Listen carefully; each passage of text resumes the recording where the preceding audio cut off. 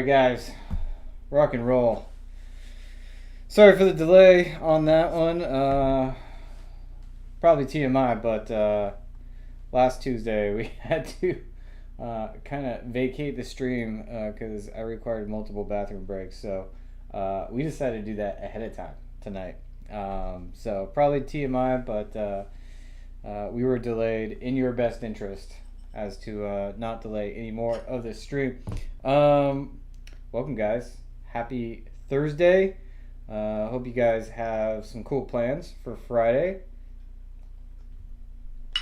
As you can see, we're making some progress on our Quai Network dashboard. Let me actually bring up what it looks like right now. It should be running. Yeah, it's running in the background there. Let me find the browser that's actually displaying it. Here it is. Here it is. Bring that up. What? That's not it. Here it is, folks. Yeah, so this is what we're working on. Quai Network dashboard, tracking growth metrics. We want to find out when people are coming online, what smart contracts they're interacting with. Are more people mining Quai, or are they mining Chi? Who's launching smart contracts? What are the most popular smart contracts? Who are the whales? What's the average transaction amount on this chain? All sorts of valuable information for both the Quai team and the community to keep their eyes on the overall usage of Quai Network as we grow post launch of Project Soap. So we're super excited for that. Oh shit. Sorry guys. Amateur hour over here. We may or may not have Christopher joining us today.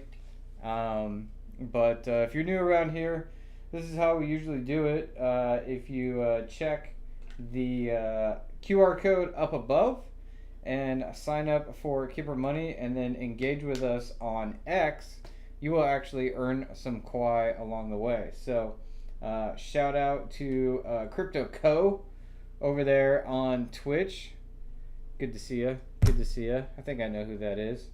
But they're already signed up for Kipper, if I'm tracking correctly. And they should be able to drop a comment on X and then get tipped directly in Quai without ever having to leave X. I might as well show you guys what that looks like real quick. That's pretty cool, actually.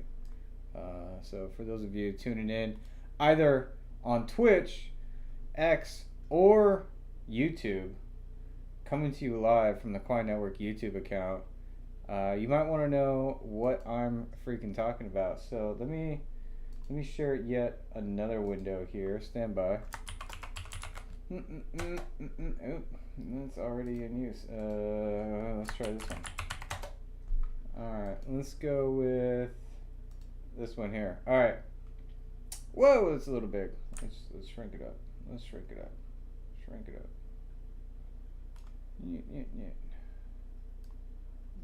Yeah. We'll go with that. Alright. That should work. That should work for now. We'll roll with this. Try not to block that too much.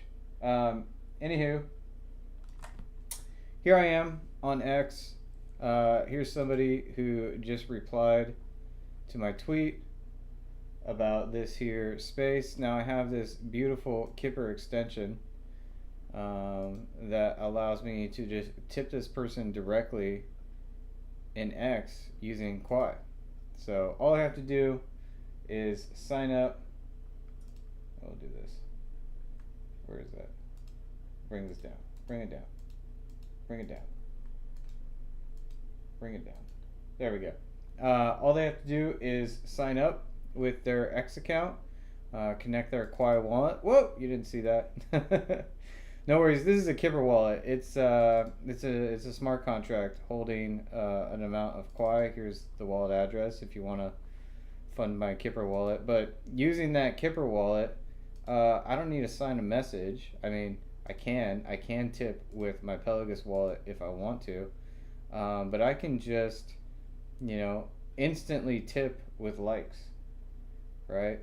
I can set, I can make that anonymous if I want to, and I can set a default tip amount or a custom amount of 1 Quai. So we're going to go ahead and smash this button.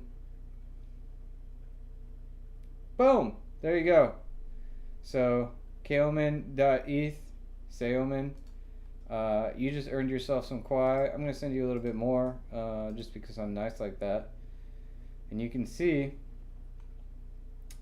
they haven't signed up for Kipper yet. They haven't set up their wallet. So I'm going to go ahead and drop in here and be like, user, you just earned yourself some Quai. Feel free to claim and earn even more over at Kipper Money. So if you haven't signed up, you'll get some free Quai just for signing up. And you get a referral link like I just used. Everybody's got a referral link.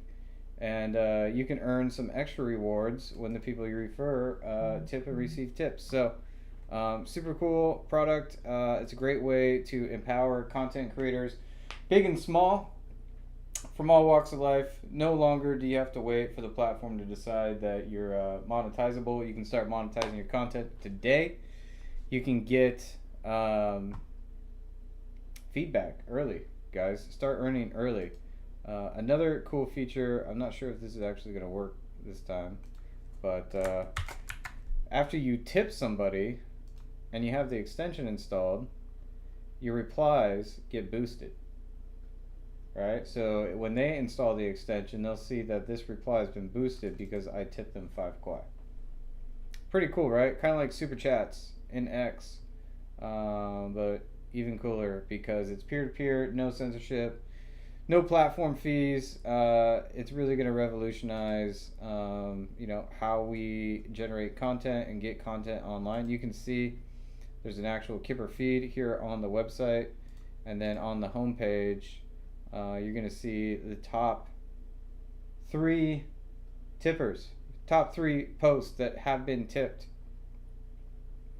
And you can see I tipped Bears or Elsa ETH here, or Bear, for creating a new banner for me. And it was like instant, so easy to do. Just like here, there you go, right? On X, I don't have to like get my wallet out, ask for their like information. I just like boom, send them a tip. Nice. And we could see Dan.Quai. Shout out to Dan the man. Hey Dan, see you there in chat. They tipped this person as well, so boom, they got a boosted reply. Rock and roll.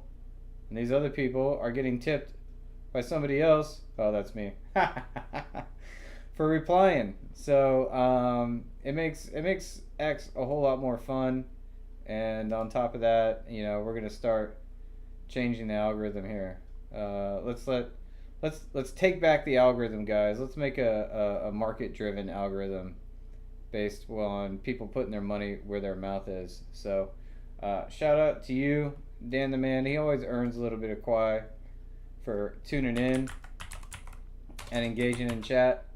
And that's all you guys have to do over on X. I need your X handles, guys. Shoot me your X handles. Shoot me a follow. Dan is working on a freaking Quai rig over here, so shout out to Dan for getting his miner up and running. Good work, sir. I think I saw recently he mined a block. Yep. Congratulations on your first Quai block. Good work, sir. Good work. Shout out to you. But that's Kipper, guys. That's what we're all about over here. Is actually using the blockchain. Right? So today we're going to continue our effort on this Quai Network dashboard. We use Cursor as our vibe coding tool of choice. And you can see here, I'm going to go ahead and remove this. Yep. Where we left off, let's go back to Chrome real quick. Where we left off is we were missing some data on the yearly metrics here. We were missing some Coinbase transactions between these two dates. There was a massive dip here, and I still don't understand why There's a massive dip here. But that's where we left off. This was effectively zero for Coinbase transactions between these two dates. So we dove into the metrics collection code here, and we asked the AI to do some research and investigate why all that was missing. And it looks like, let me check the time here. It found some of that data, but probably not all of that data. So this is like really slow right now. So I'm starting to wonder.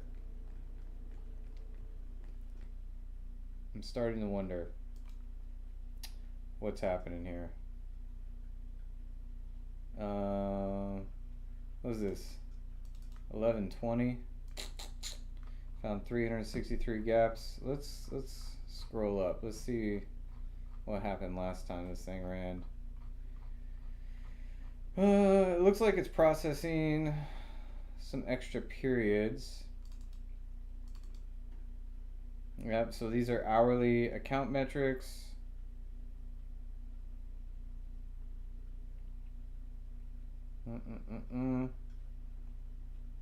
Filled one gap in contract metrics. Yeah, this is a little janky.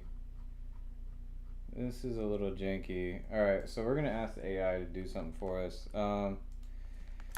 It looks like the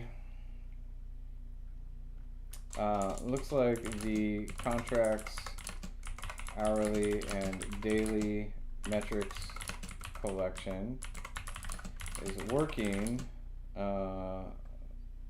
better now. However, I suspect there is still some data missing due to the transaction counts being extremely low for that period.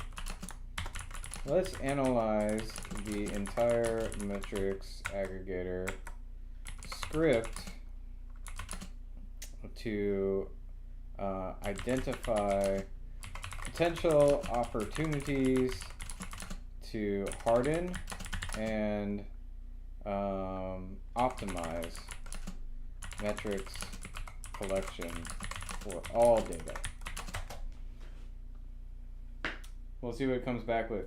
We are out, like, we're out of, like, fast tokens. So I am no longer using my favorite model, which is Composer 1.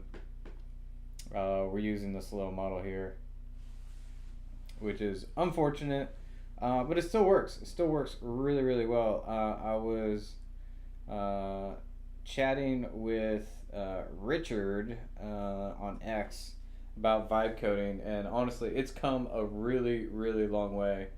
So if you haven't tried it recently and you're interested, definitely check it out. Cursor has a free tier, so you can get your feet wet. And honestly, for the amount of code you can write, if that's your jam, and the potential upside in creating products as quickly as possible, it is totally worth going for the initial paid tier. All right. So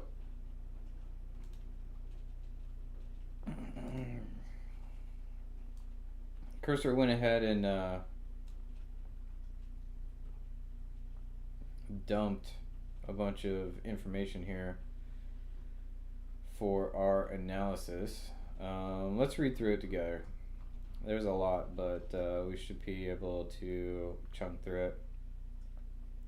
Alright, so there's several critical issues that could lead to missing or inaccurate data, particularly for contract metrics. The main problems are inconsistent contract identification logic,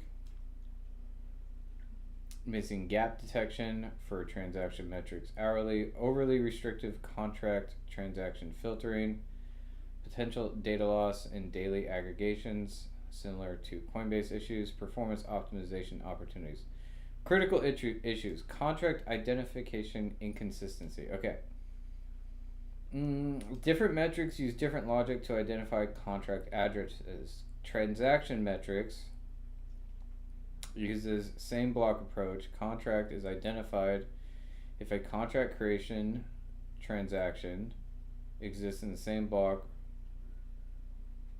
where the address first appears as a recipient.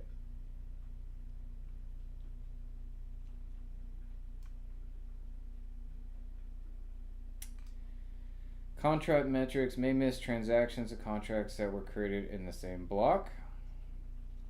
Transaction metrics may count some transactions as contract interactions that contract metrics don't count.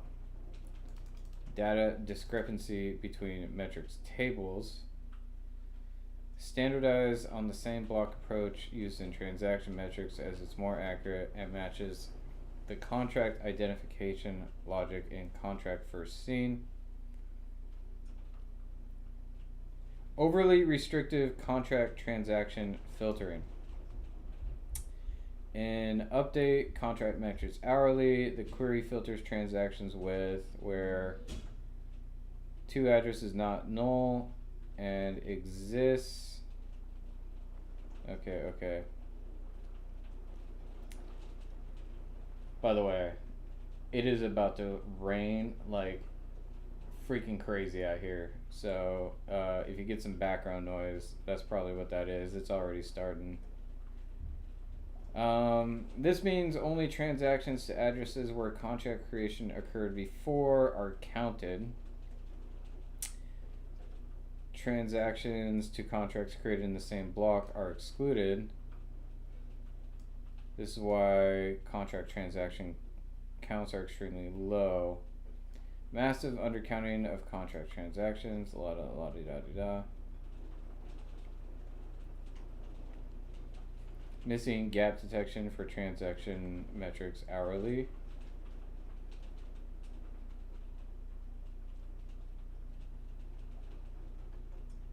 Okay, this might be our problem. Unlike account and contract metrics, update transaction metrics hourly has no gap detection or backfill logic. Recommendations, add gap detection. Similar to the Coinbase issue we just fixed, daily aggregations only process new data. Okay.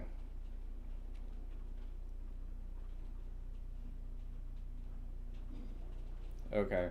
I think ultimately, like, what we need is we need to think about how we collect transactions and identify types, right? Now, there should be, I think the most efficient way to do this is to maintain a list of accounts and also maintain a list of contracts.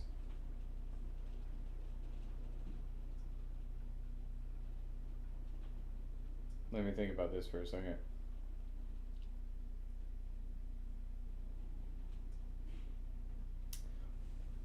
When processing, because the process is really like everything starts with the transaction, right? Everything starts with the transaction, and that transaction is either going to create an account, use an existing account, either in the from or the to, or it's going to create a contract or use an existing contract in the from or the to.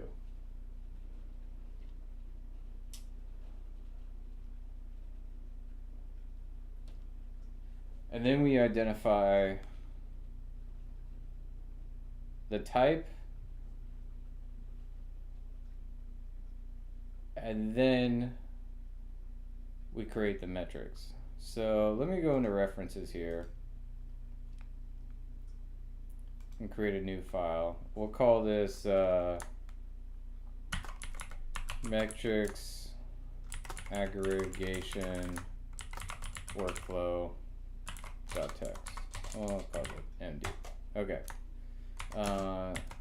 Suggested workflow for collecting hourly, daily, and weekly metrics. Okay. First,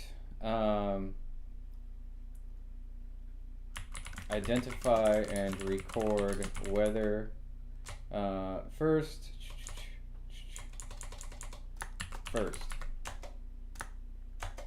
identify and record net new accounts, EVM or Chi,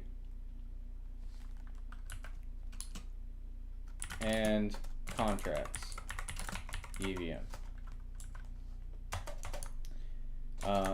Update authoritative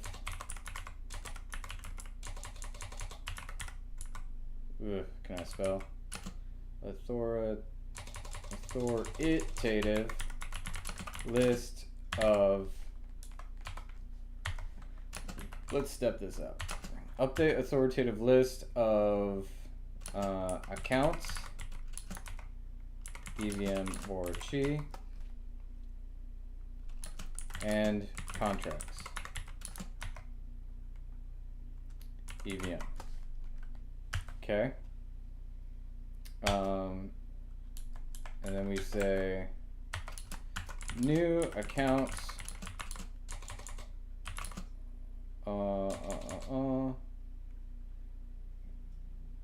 can be found in either the to or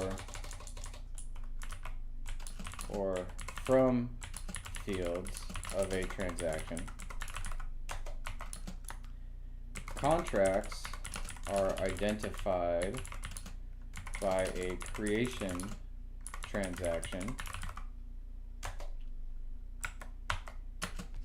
and we have a process for that.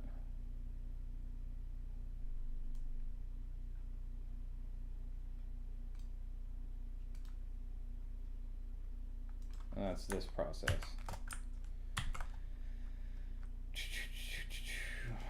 Okay, so to identify a contract, the block include transactions to, the to field is null, and we verify with Quai get transaction receipt and the receipt contract address not equal to null. And that is receipt.contract address is the new contract address. Okay. So once we updated the authoritative list, second, once the authoritative list of addresses and contracts are updated, we can understand what transactions are EVM, what transactions are ETXs,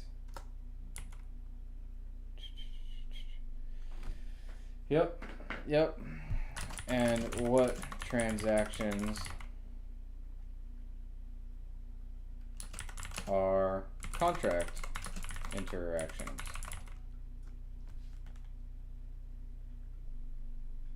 Yeah.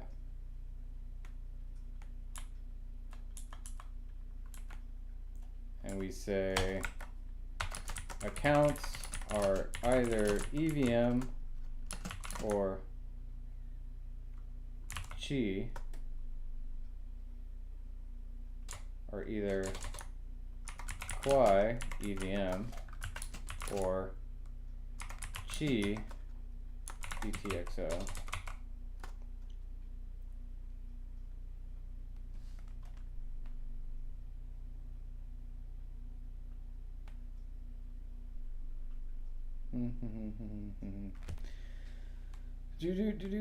Okay.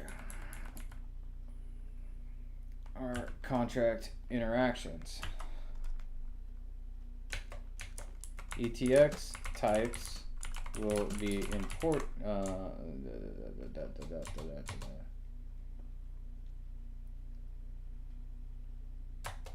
you can say ETX transactions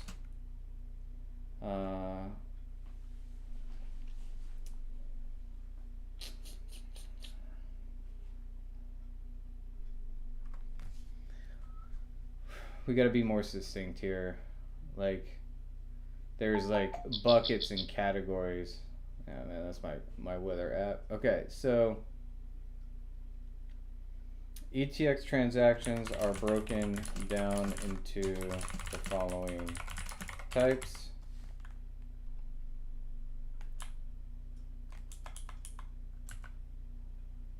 Yeah.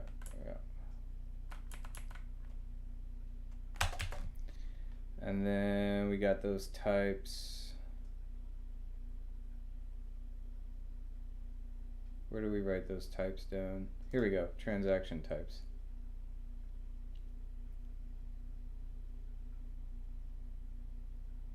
Oh, so Qi transactions.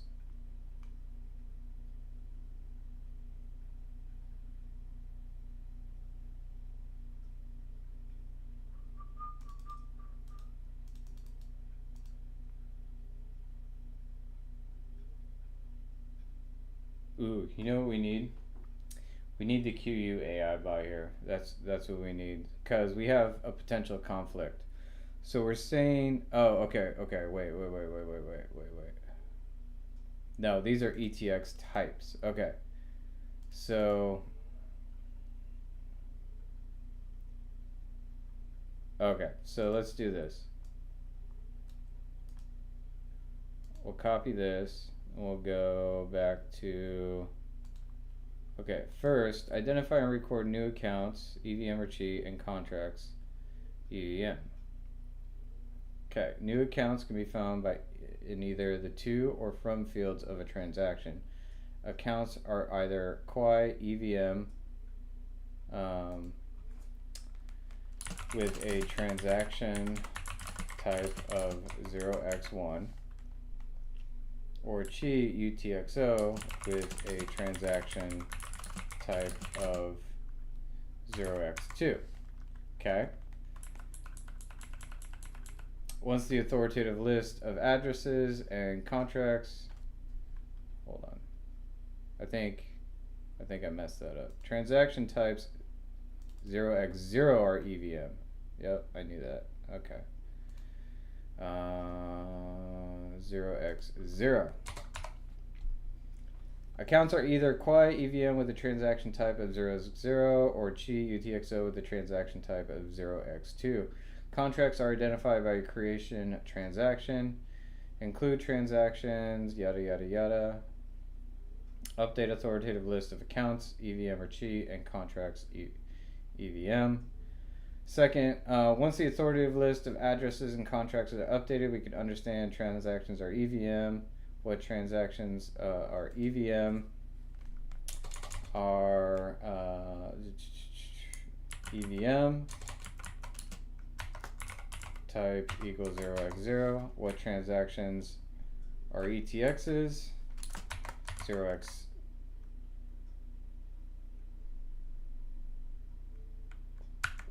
and what transactions are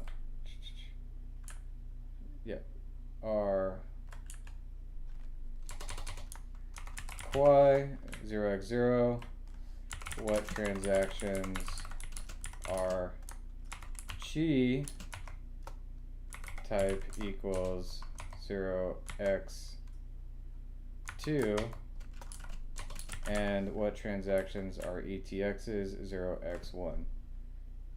Let's double check that. 1 ETX, 2 Qi. Yep, okay. ETX transactions are broken down further into the following types.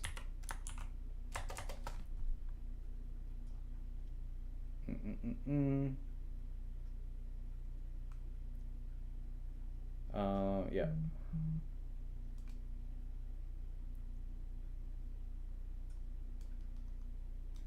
Copy this.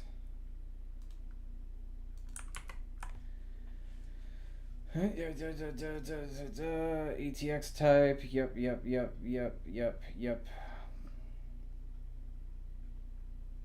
On ETX transactions, further classifies the ETX payload, yada.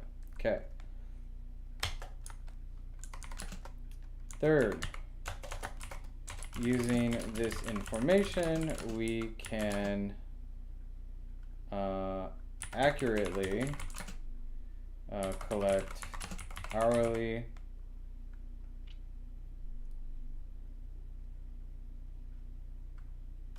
daily, and weekly account transaction, account, and contract metrics. Okay. So now we have a reference file. So let's talk to the AI a little bit more. Let's say looking at the analysis, I don't believe we have a well-designed metrics aggregator script, or potentially we have a database schema for this. Where does that go? That's up here. No, where is it? Database.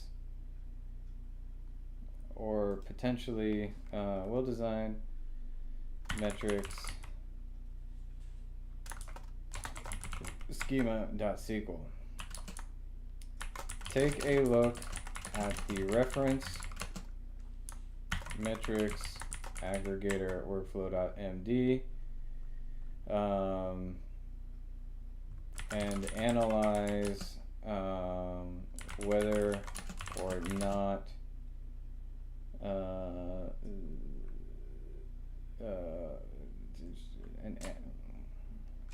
and analyze the document to ensure the proposed workflow makes sense.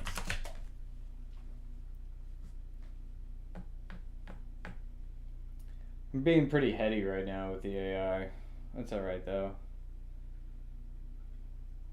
Not very prescriptive. We'll see what it can do. What up, Crypto Vegeta? Welcome. Thanks for tuning in. Let's get you some Quai.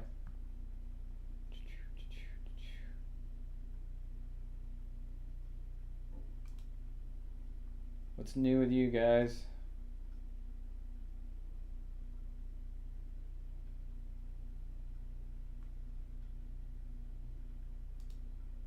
There we go. Glad to have you. Creating a workflow analysis document. Okay.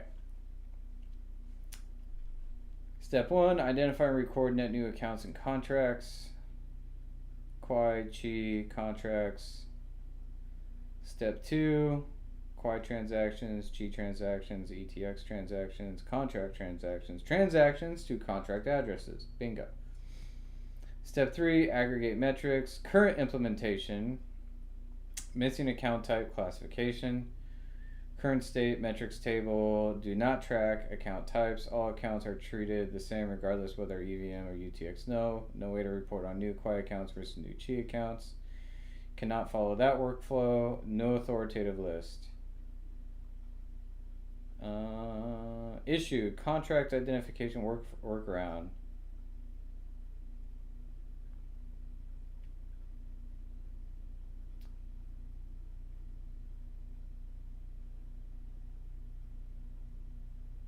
Okay.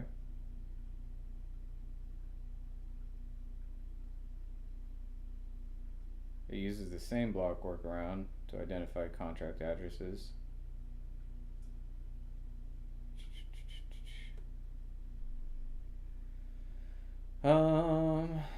Issue transaction type classification incomplete.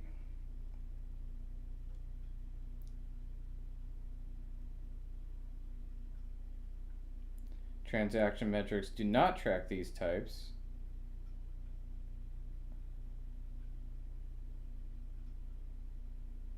ETX subtypes are tracked. Okay. Okay. Workflow order not followed. Current implementation does everything in one query. No separate step to build authoritative list. Classification happens during aggregation. Less efficient, harder to maintain, does not follow intended design. Missing tables. Missing columns. Recommended architecture redesign. Add authoritative lists. Accounts.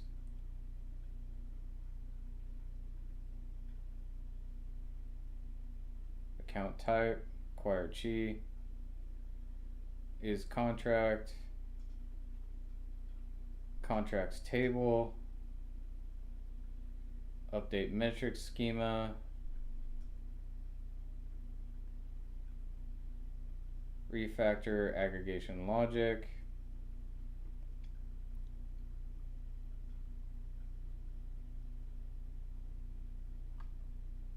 Implementation priority. P0.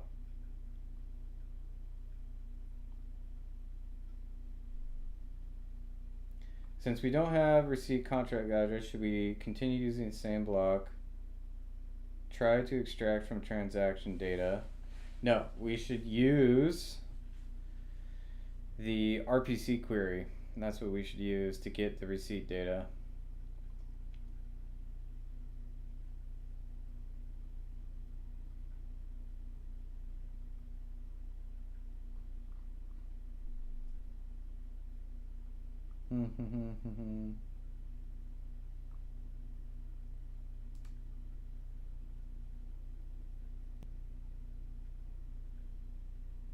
Questions to resolved.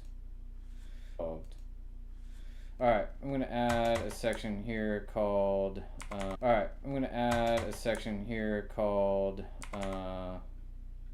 address in the we will need to execute an RPC query to acquire it. The RPC query is pretty simple. docs.q.ai. Go to build. Go to transactions. And it is Quai get transaction receipt.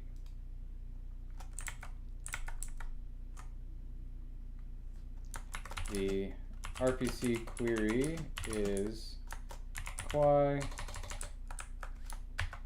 get transaction receipt and is documented here. Here. Okay.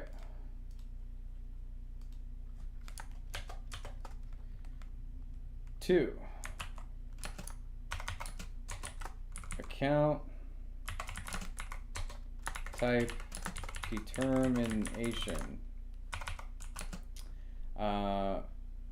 We will assign the account type based on the first transaction type it appears in.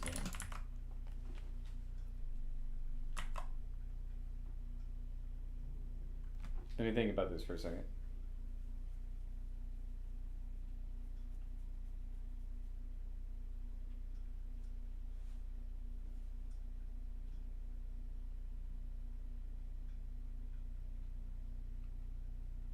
Yeah, because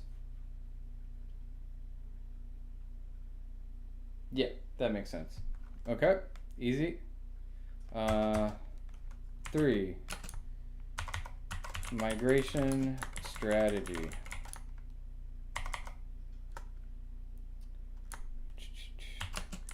We will perform a full scan of all historical transactions after the database schema has been updated. The metrics tables should be reset and the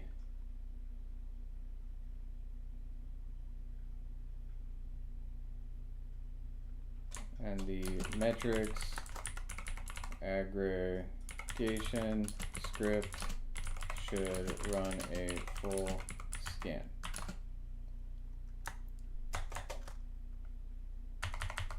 Cool.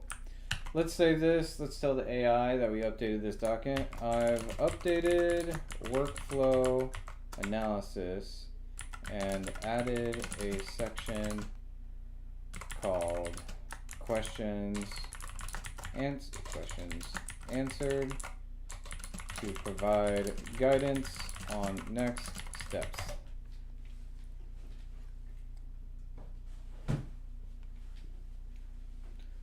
Let's see what it does. Boom, boom, boom, boom.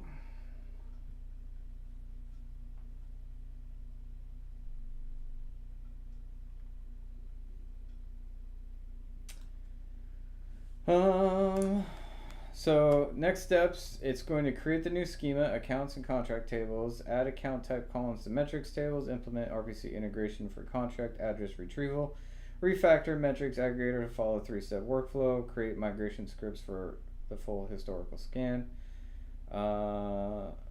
Should I proceed with implementation, or do you want to review, adjust the plan first? Proceed with steps. Proceed. Sure, why not? Let's just let it ride, right? Interim, while it's doing that, we can play some music.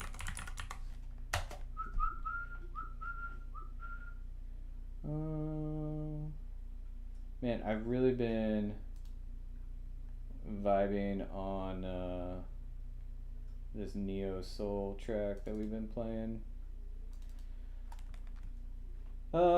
Frank from YouTube is asking, any chance SOAP is coming next month? Mainnet, tentative mainnet launch date for SOAP is the first Tuesday after Thanksgiving, so yes, super early in December is the current target date. So keep your eyes peeled, man. That's really going to change the game. We're super bullish on that. Shout out Frank. Knows what Project SOAP is. Is it this one? I think that's it. Yeah. There we go.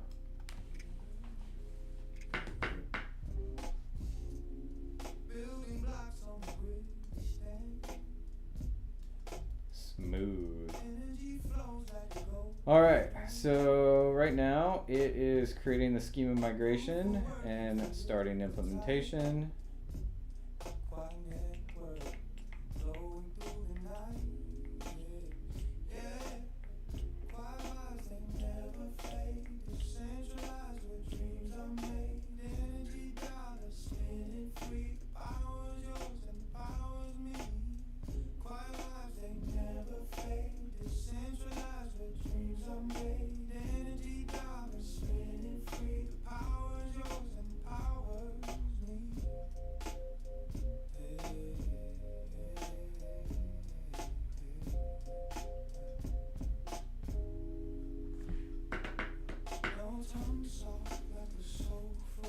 Alright, while that's running, we need to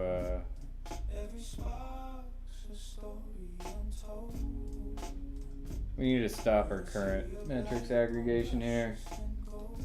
Let's kill this. Think it's metric stop.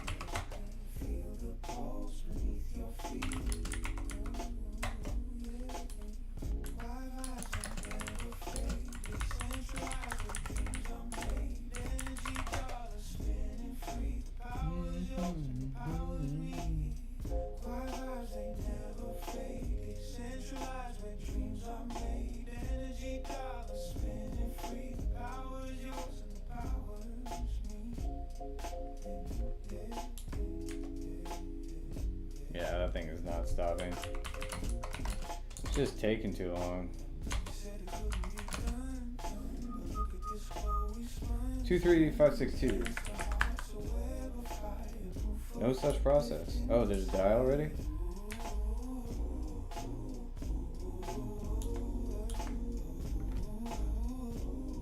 Oh, gotta add a 2 here. There we go. There we go. All right.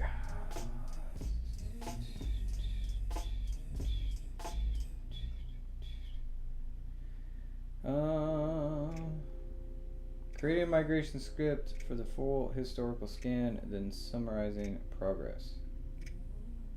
All right, it's fixing a linting error. Okay.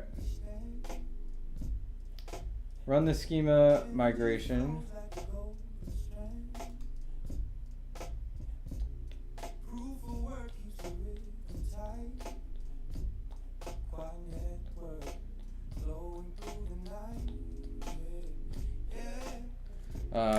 Run the migration for me using the database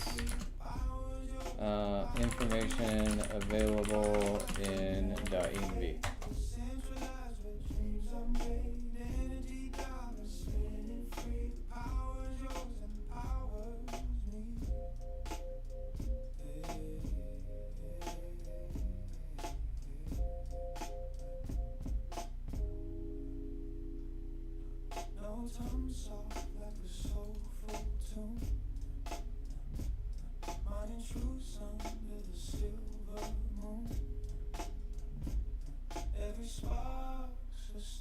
We got a syntax error.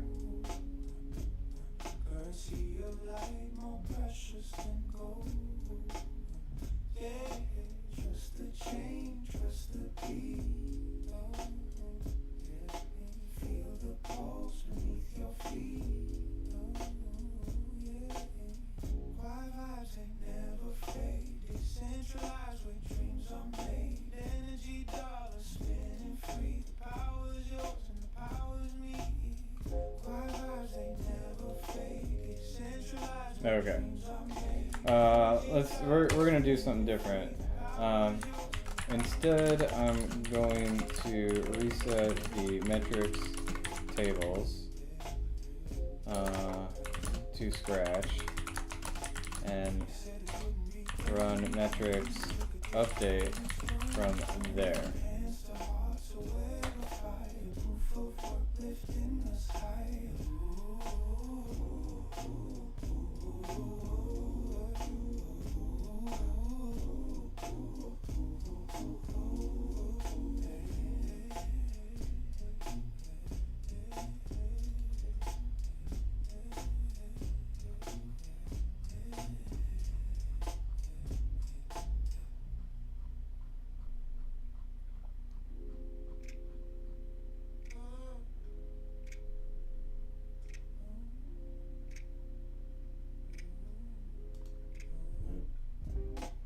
I tried to do it for me.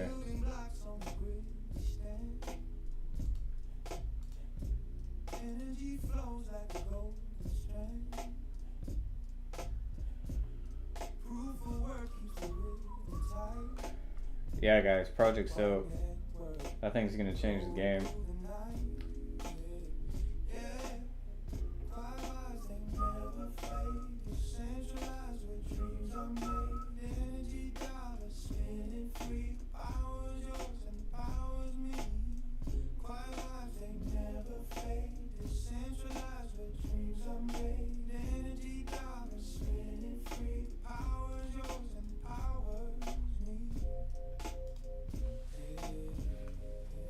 Yeah, this thing's churning and burning. Hopefully it's doing what we want it to.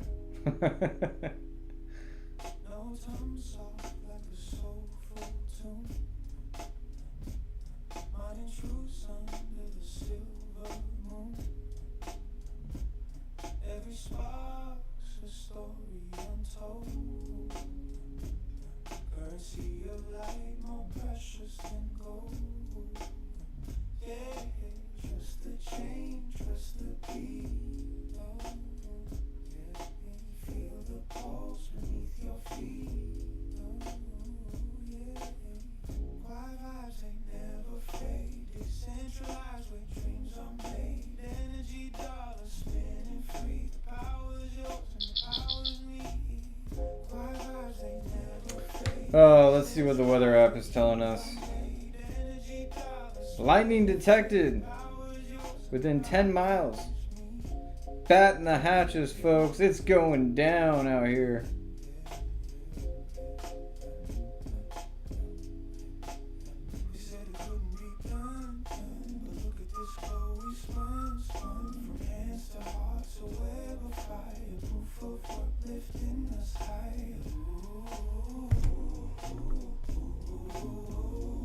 A lot of syntax, a lot of SQL syntax errors. We'll take a look at this in a second. I'm just letting it ride.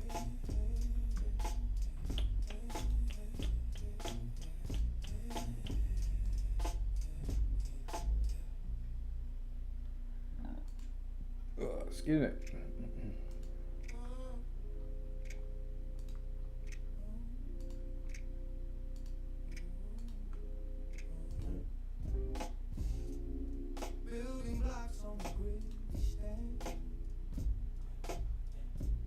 Energy flows like a golden strand.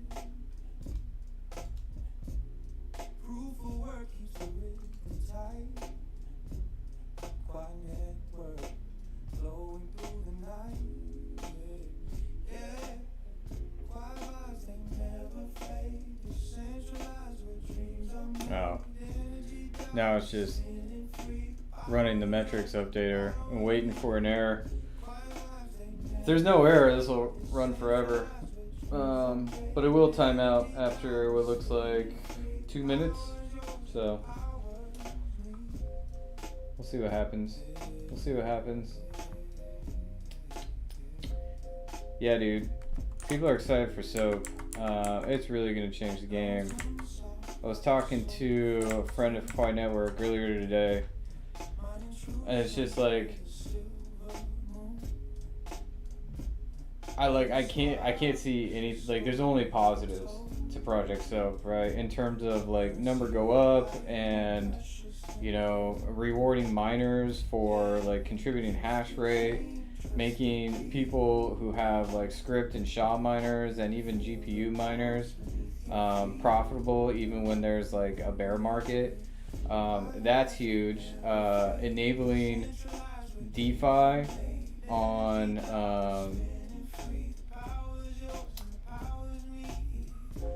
errors fixed, metrics update is running, processing accounts. This will take a while due to a large range. The issue was incorrect block number, calculation syntax, and latest block query. All block number calculations use correct pattern. Metrics aggregator now is updating authoritative accounts, then it'll update the contract list, then it'll proceed with metrics aggregation. So it'll take some time to process all historical data, but we can keep an eye on it by checking the logs. Nice. Nice. Let's see here. Is it possible to add additional logging for tracking progress?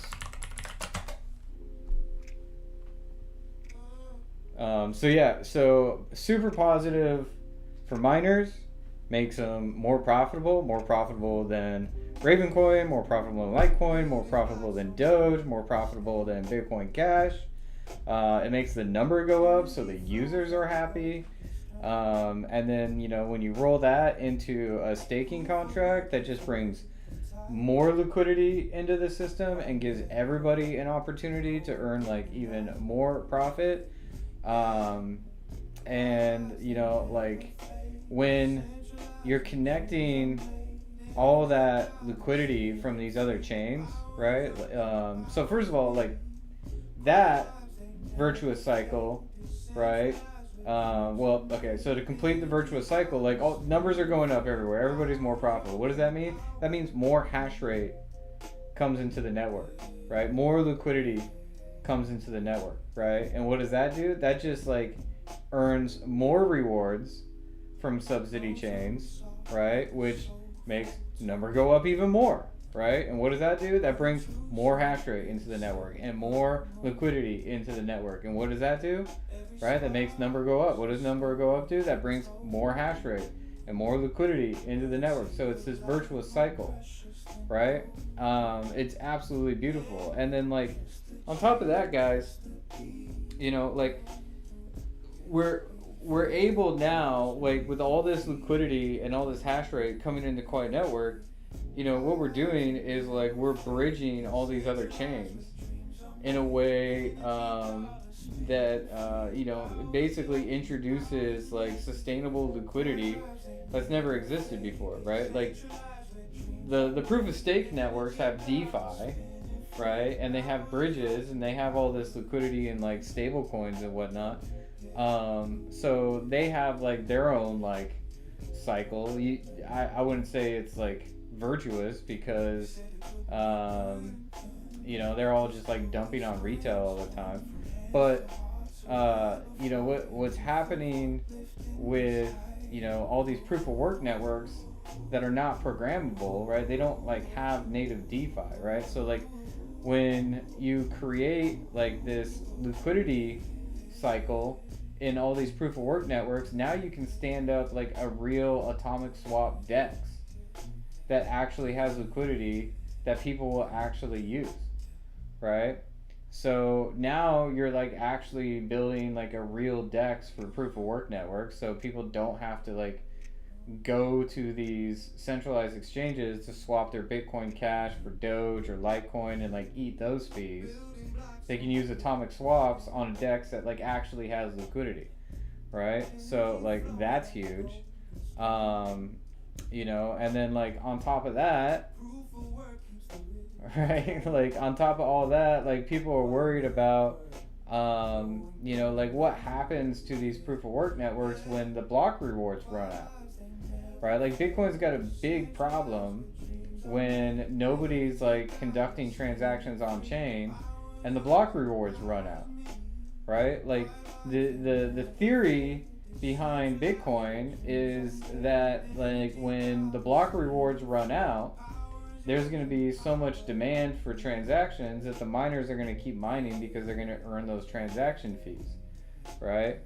But when everybody's transacting on Lightning, because more people need to conduct transactions than Bitcoin can actually support on chain, right? There are no transactions happening on chain, right? And even I would say like even if everybody like wanted to conduct transactions on chain, they wouldn't be able to do so, and the miners would charge. And this has happened before. Miners charge ridiculous fees, right? So you're only wanting to transact like massive amounts of Bitcoin at once, right? So Bitcoin's got a major issue when, you know, in like 6 or 7 years, like almost all the block rewards run out, and there's not enough fees to keep your mining operations going, right? So like SOAP with Bitcoin allows miners to continue to decentralize and secure the Bitcoin chain and earn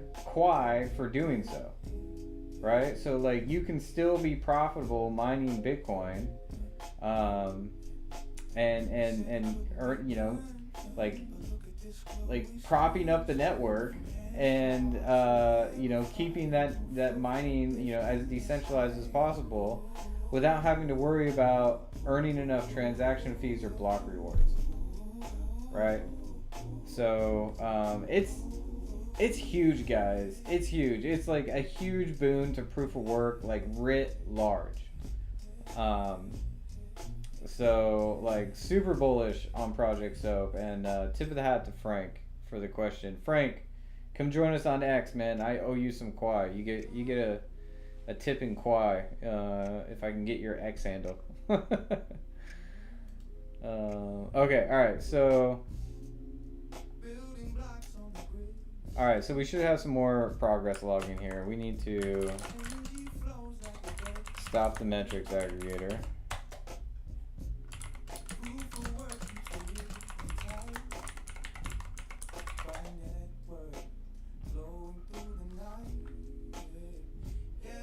Okay.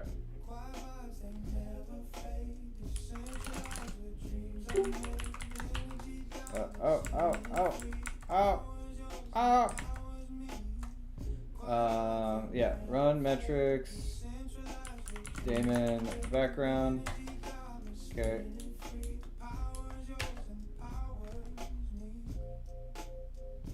There we go. All right. This should be a much better way to collect metrics for all these things. I'm actually really excited about this.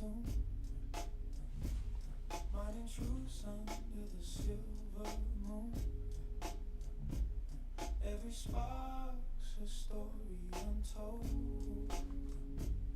Currency of light more precious than gold. Yeah, trust the chain, trust the beat. Feel the pulse beneath your feet. Quai vibes ain't never fade. Decentralized where dreams are made. Energy dollars spinning free. The power's yours and the power's me. All right. So while that runs, let's actually take a look at this code here. In the metrics aggregator, fill transaction metrics.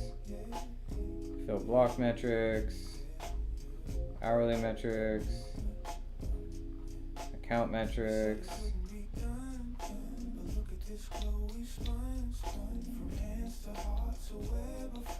fill gaps in metrics. Okay.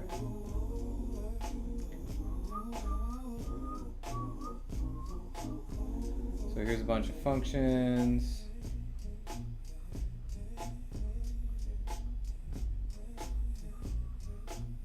This file is so fucking massive, guys. We're almost at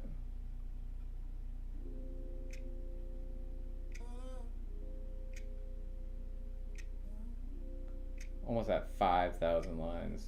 That's ridiculous. Okay. Is daemon update hourly? Okay. New metrics aggregator, run daemon. Let's go to run daemon. Quai Network, flowing through the night. Let's go to definition. Run daemon. Run update. Update hourly. Update account list. This is the okay. Select max first scene block as max block from accounts. Okay. Get the latest block. Okay. With all addresses as from address C type, T type.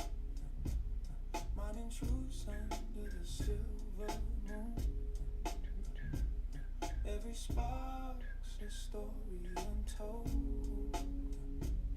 Currency of light more precious than gold. Yeah, trust the chain, trust the beat. Feel the pulse. Okay, so it's creating accounts. Quai vibes ain't never fade. Decentralized where dreams are made. Energy dollars spinning free. If type is 01 ETX or null,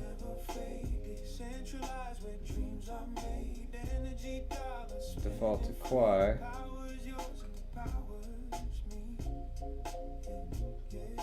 Otherwise chi.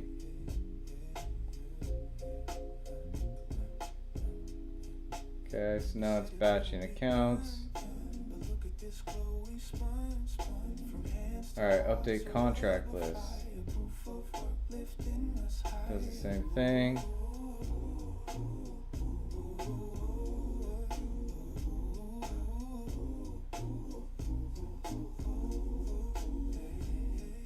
Oh, dude, that wasn't too bad. So we found almost 60,000 new accounts. Processing contract creations, found almost 5,000 potential contract creations. Okay, so here we are, we're in update contracts list.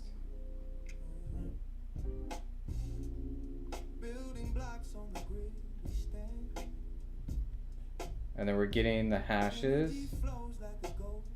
and pinging our RPC endpoint for the transaction receipts and looking for contract address. Cool. Cool. So it says 402 contracts inserted. Okay. There should be a way to validate these numbers too. Let me take a look. Let me take a look and see if our block explorer's got something for us.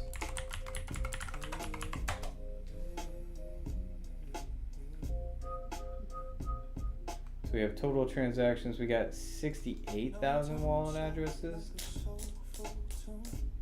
That's interesting. Let's see here. Let's go to the API. Let's try the REST API.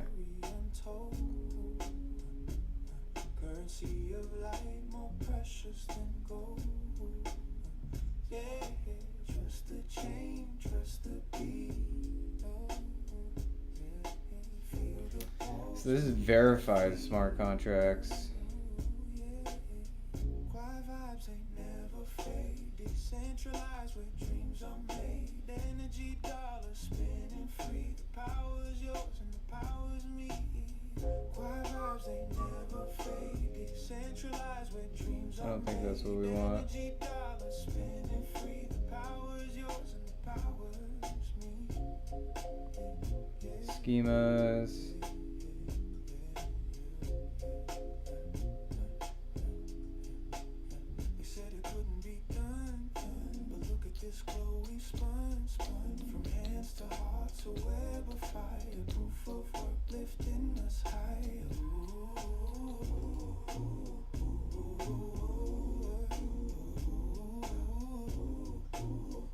Yeah, that should be it.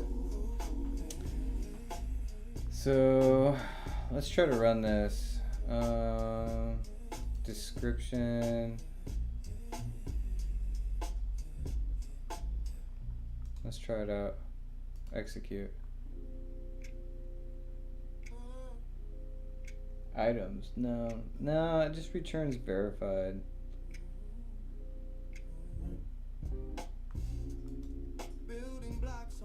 Let's delete these. Let's try that again.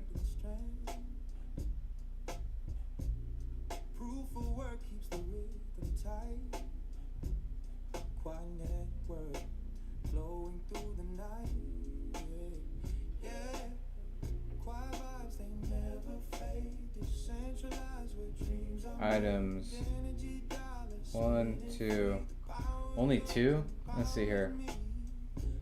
Let's go to verified contracts. Oh, there's only 2. The emojis is one of them.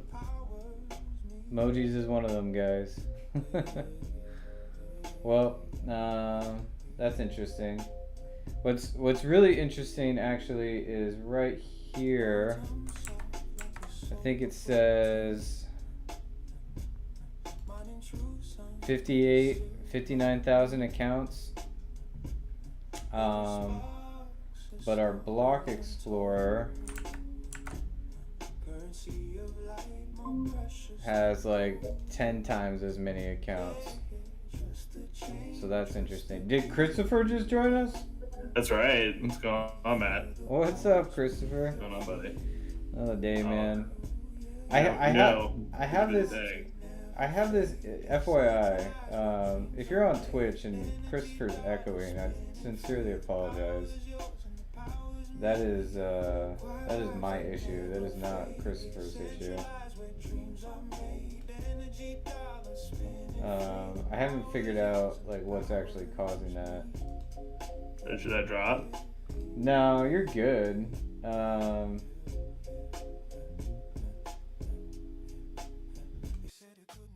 Yeah.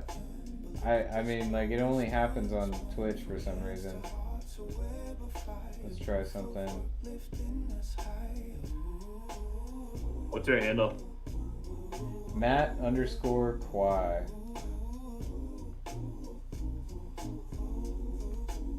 Creative, I see. Yeah.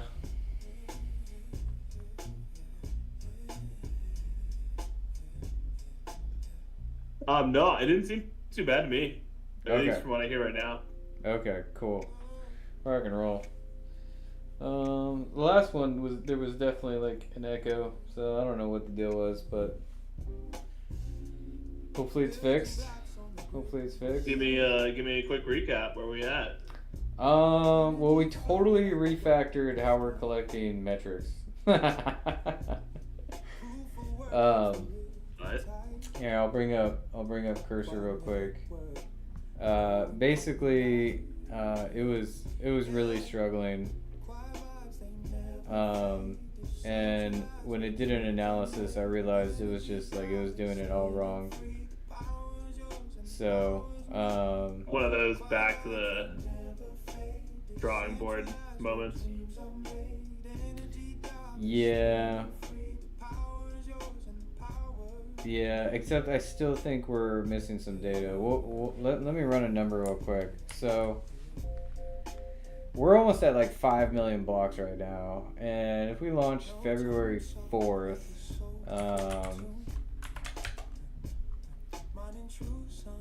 let's say transactions turned on February 19th, right? Right now it's reporting we have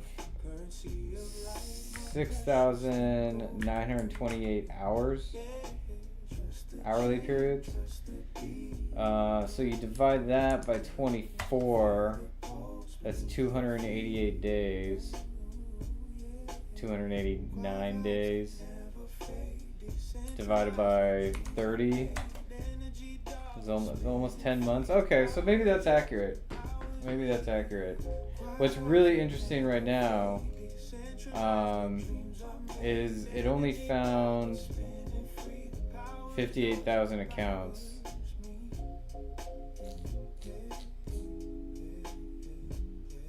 When there's likely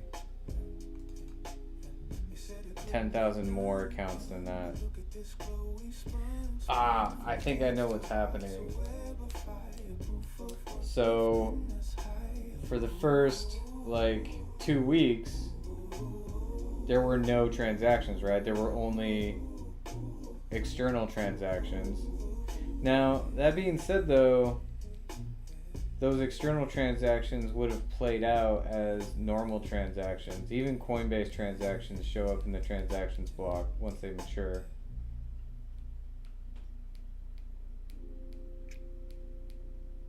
So that's interesting. Yeah, so right now we're reporting 58,700, so 59,000 accounts. Only 402 contracts, which seems low, but that could be accurate. Wait, what was the number? 414? 402 contracts. Oh, 402. Yeah.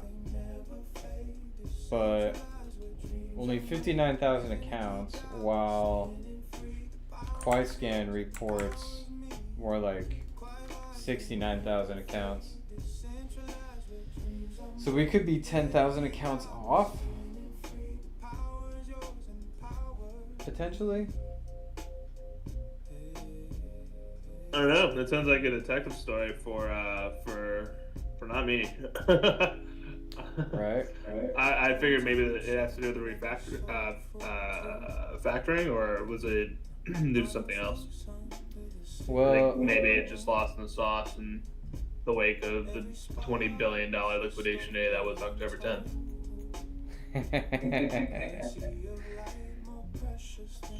Feels like it literally just happened yesterday, but it was over a month ago. It was almost a month and a third ago. That's crazy. Right.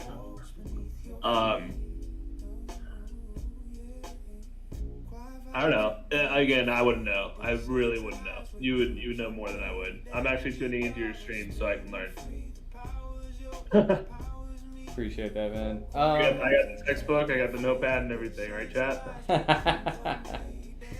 Yeah. I don't know, man. We'll let this ride. And then if I can, I might do a dump out of Quai Scan of all those addresses and just like find a gap and then dive in that way. That might be the fastest way to do it. But right now it is churning through 7,000 hours of transaction metrics. We're actually getting more detail now as well. We're identifying Quai accounts, Chi accounts. We're doing hourly ETX types, so all the Coinbase conversions, wraps, unwraps, conversion reverts, all that jazz. So we should actually have better metrics at the end of this, but this is going to take a minute. This is going to be a minute, folks. Apologies.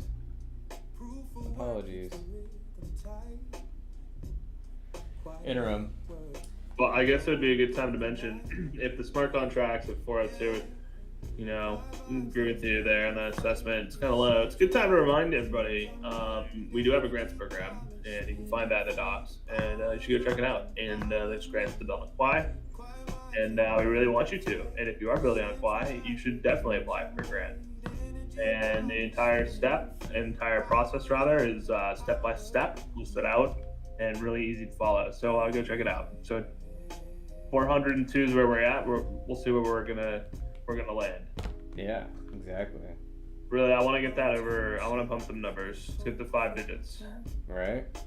That would be the stretch. The stretch would be 1,000, and then the stretch right now is 800. Let's get that at least to 600 though. Yeah, lots of opportunity, guys. There's so many like primitives that are untapped in Quai Network, man. And like even more coming, right? Like with like a SOAP staking contract on the way. Again, shout out to Frank on YouTube for wanting to know when SOAP is coming. Soon, man. Early December. That's the current target. But Frank, I need your X handle, dude. Tip you some Quai. That's what we need. I guess I'll say on the growth side of things, since obviously I'm not a core dev, I'm not sitting there, clacking away at the keys, right? Like coding and doing 20,000 lines or whatever the insane amount actually is for it. I sometimes forget it's like doing something that really hasn't been done before, at least in a manner of speaking. The multi-algorithm mining's, merge mining's interesting enough. Multi-algorithm is even more interesting. Everyone obviously knows about the symbiotic effect of Doge and LTC, but they're also like institutionally approved now. And so I think like a very profound thing that I realized was up at Mining Disrupt was the fact that like institutions are really like, going to be like they're like kind of like almost authenticating which tokens are good or not. Did you get an ETF? Were you Wall Street approved? But in a manner of speaking, it's nice because that means there's always this constant flow of liquidity from institutions to those tokens. Um, Sometimes we talk about eating the world. Yeah. No, I was talking about it earlier, man. Like, I'm looking for a video. Some guy was talking about like the subsidy issue at Bitcoin Amsterdam. Oh, really? Wait, what do you mean? So I would be curious to hear more.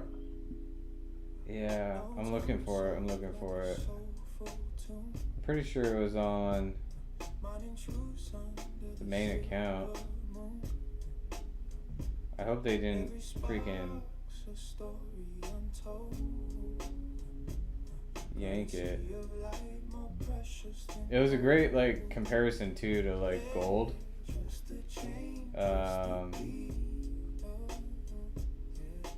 Yeah, let's see here. Amsterdam BTC is not digital gold.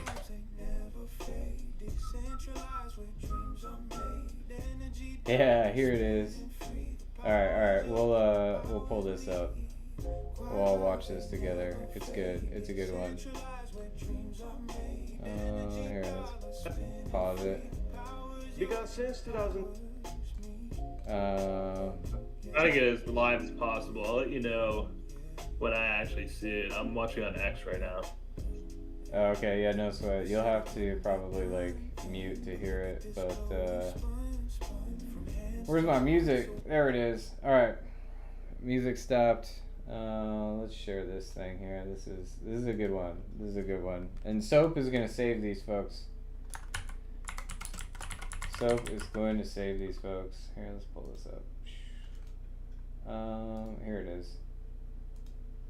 Alright, can we make this? Ooh, we don't want to do that.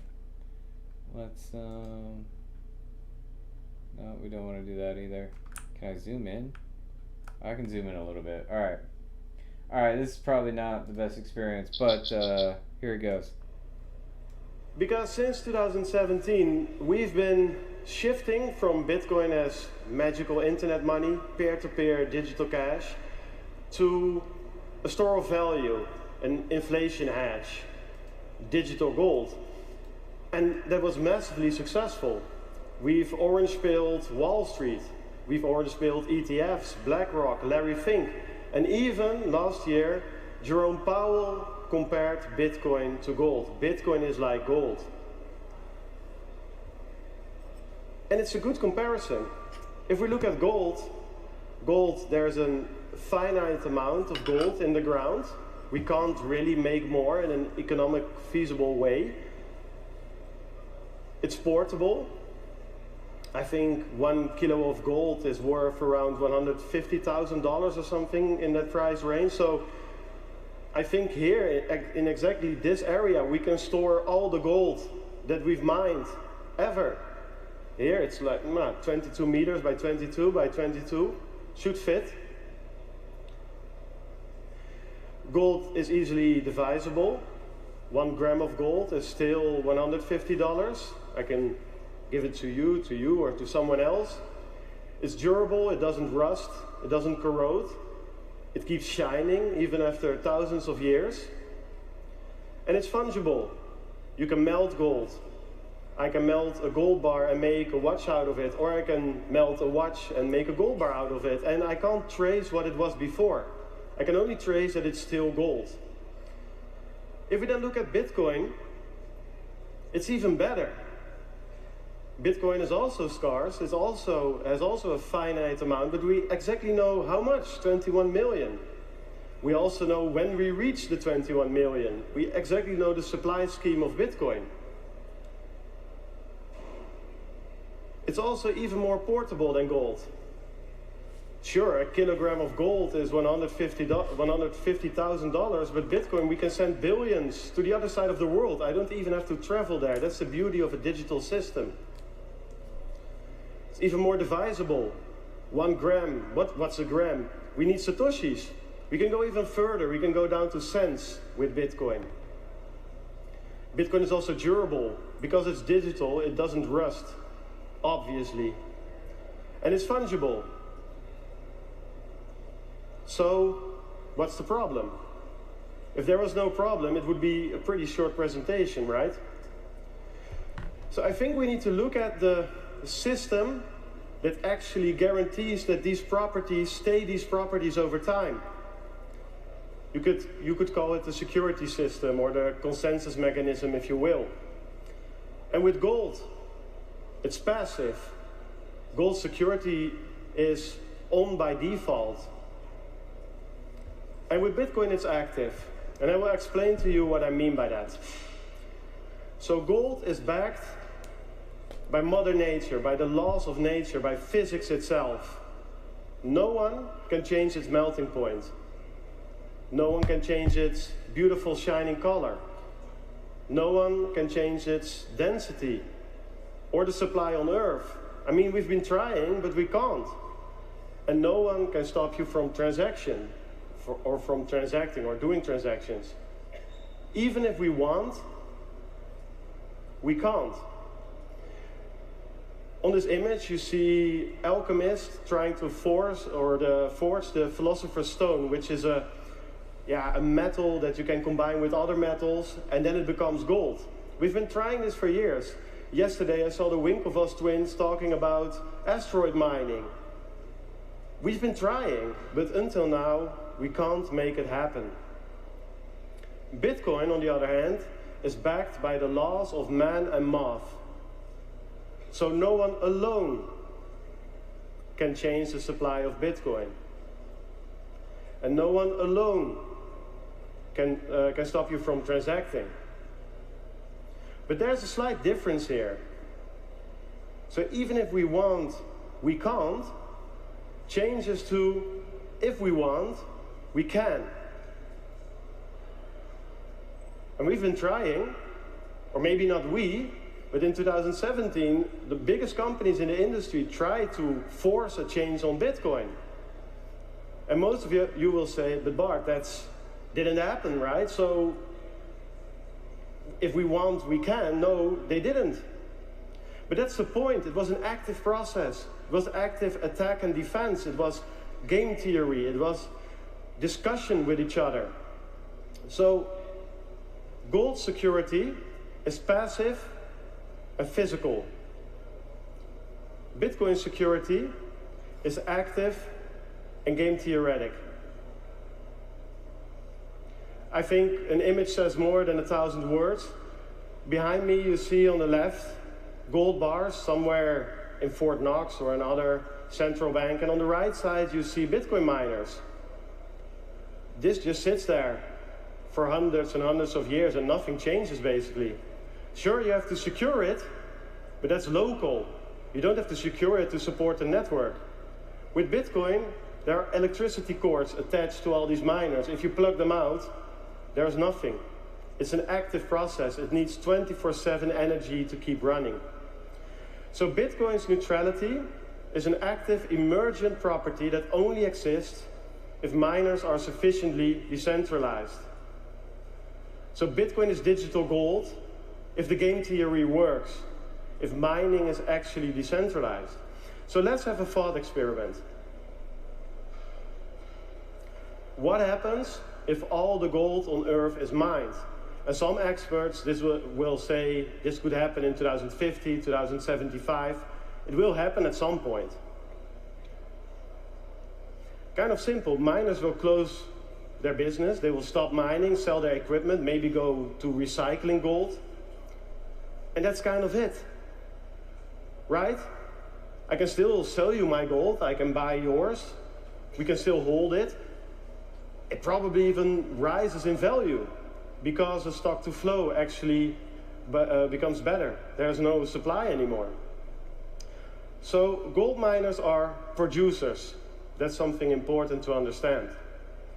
So what will happen if all Bitcoin is mined? And this will not happen in 2140. Sure, the last Satoshi maybe, but 97% of all Bitcoin will be mined in 2033. It's in 7 years or 6 years. So miners will close their business. No block reward means no profit. No new blocks are produced. And that means that you can sell or hold or buy new Bitcoin. You can't transact because there are no new blocks.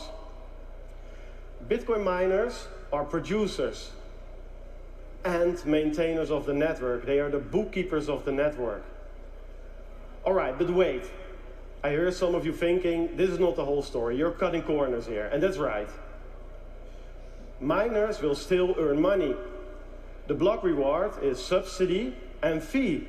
But just as we heard in the panel before, at this point the subsidy is 99% of the block reward. There are no fees. They also talked about the hash price. Stable. You could call it stable, yes, but if you look a bit further, it's going down. Miners earning less. The margins are getting thin.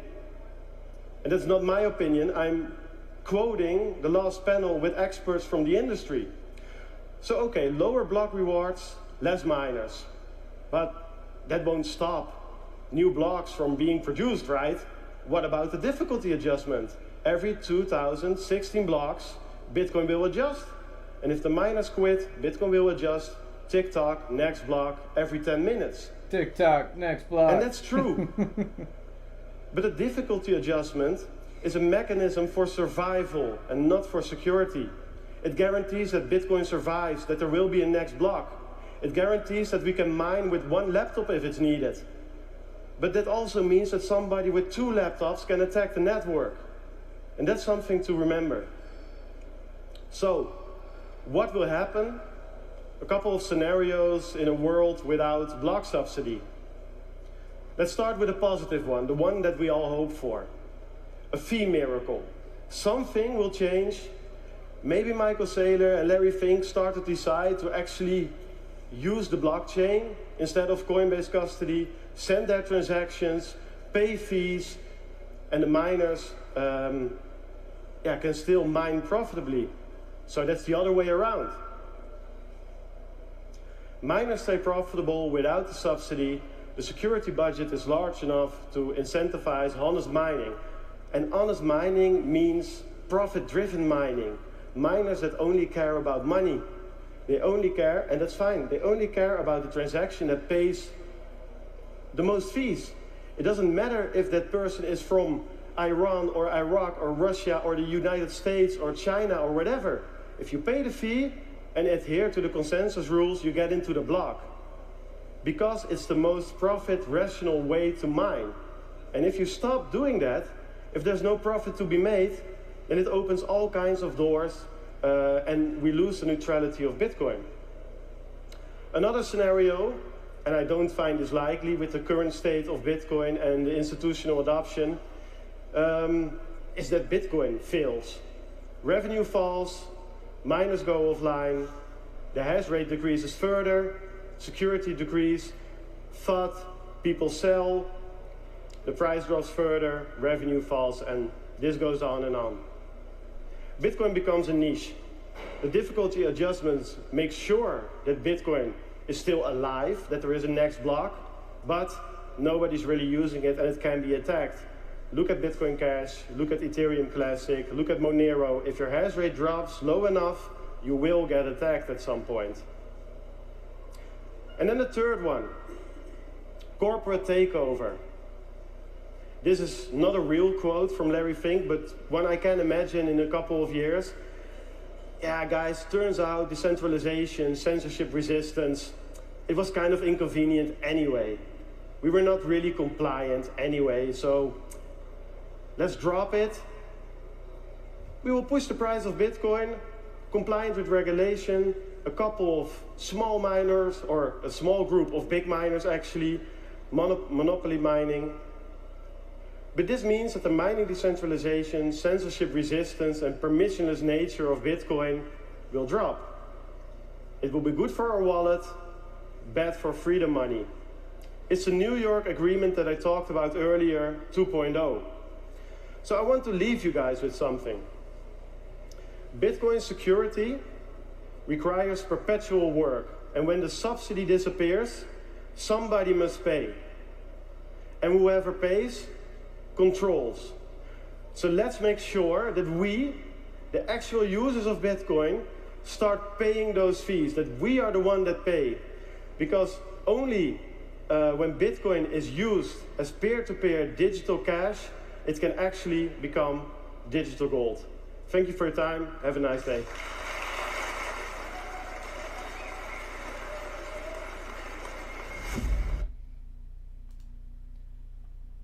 Let me know when you're done with it, Christopher.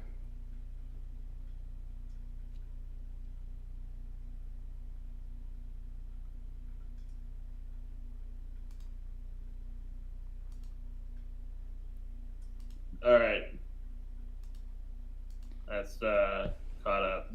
Nice.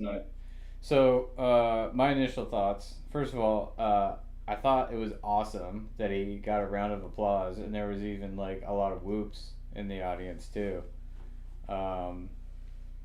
So it's a real issue because Bitcoin is not being used as digital cash. There was a Bitcoin, I think it was Bitcoin Plus or Bitcoin Plus Plus conference the other day. I was watching folks discuss scaling Litecoin or Lightning Network, and they were stating how the fees on Lightning Network were higher than the fees on chain, just because there's no transactions happening on chain.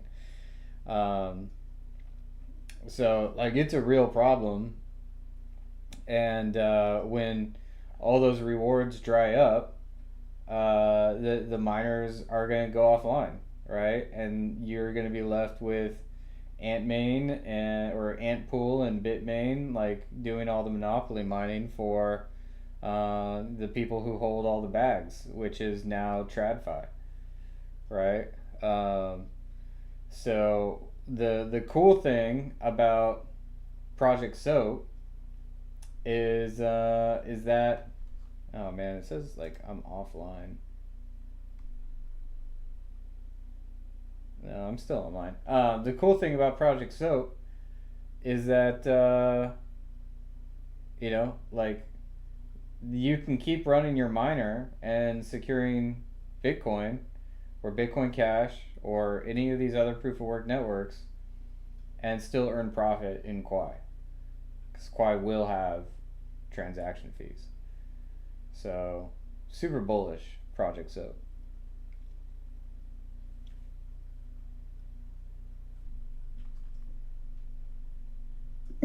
Yeah, super bullish Project Soap. When hold on, I want to calculate what I'm trying to say first. Well, I mean, just by Quai mining, if something were to happen to like all the Bitcoin miners, for instance, technically Quai is mining. Let's just say Litecoin or like Doge, like same example. Something happens to them. Mm-hmm. But if you're like soap mining, multi-algorithm mining, yeah, it's or whatever we actually deem that term. Yeah, it's a Quai pool creating those Litecoin, Dogecoin, Bitcoin Cash blocks. Technically, all of Quai is securing all of Quai is securing those networks too. Yep. Because regular Quai miners that are not soap mining would still have to secure the same blocks as the soap mining. Yep. Now the only the only problem is like if you extend that out long term, right? And these other proof of work networks like just completely tank and nobody's using them and their tokens are worthless. Then Quai will no longer be soap mining them, right? Right. Yeah. I mean, if we're really stretching the timeline that far out, yeah. I mean, because that'll be managing growth. Obviously, my prerogative there is to ensure that we have enough hash rate. Yeah. Well, and like at that point, that's the beauty thing is more hash rate, the more the flywheel takes effect. So, yep. It's and I don't think in this case they're diminishing returns at all. based on what I've seen. If anything, it's quite the opposite. It's more of a compounding effect because reputation broadens the more hash rate you acquire. So it's interesting. It's cool. Yeah. Technically, I don't even need marketing. If all the miners and they were like, "This is the most profitable token," and then start turning hash rate, you wouldn't need to tell anyone. The market cap would just shoot. It would literally go to the moon. It's interesting. I don't think I've really seen a project where it's almost like marketing is almost not required. But in a manner of speaking, this is kind of the case. The only marketing that's required is forming mining communities. When you think about it.